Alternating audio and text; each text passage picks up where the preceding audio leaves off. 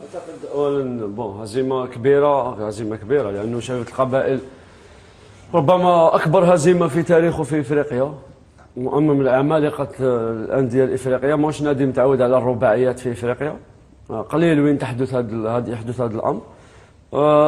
انا كنت في الملعب وشفت، كنت لحقت ليله المباراه وشفت اللاعبين في النفق المؤدي الى غرفه الملابس لما دخلوا يشوفوا الملعب وعاودوا خرجوا دخلوا روطار شويه.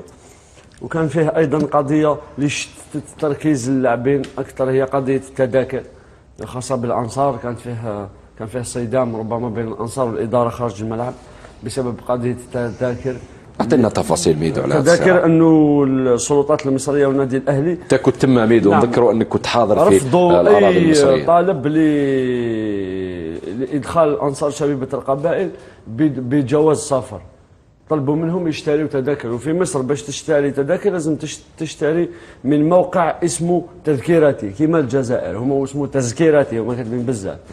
لما باش تشتري من تذكيرتي لازم لك الفان اي دي. الفان اي دي في مصر سي اون اوبليغاسيون انك تمتلك الفان اي دي اللي هي خاصه بكل بطاقه المناصر فيها صورتك اسمك ولقبك في كل فان اي في ورقم كل البطاقه، رقم البطاقه. يعني في حال ولما تشوف التذاكر مقسمه فئه درجه اولى، درجه ثانيه، فئه الف، فئه باء. يعني كل مناصر على بالهم السلطات المصريه وين راهو رايح يجلس في دخوله للملعب عن طريق الفان اي دي.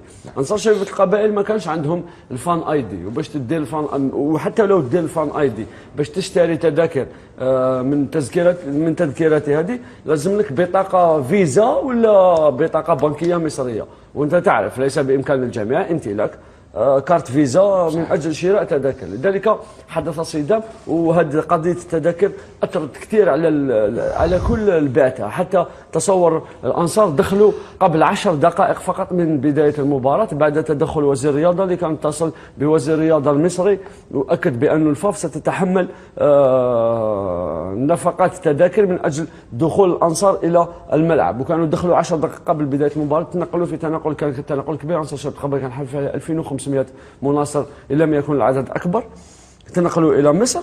ثم منا بدات لا بيرتورباسيون.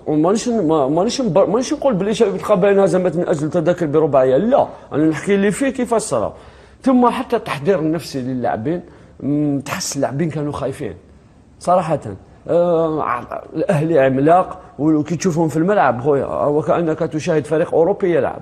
السرعه في التنفيذ، لي بيرميتاسيون، الاسماء الرنانه اللي يملكها الاهلي، زيزو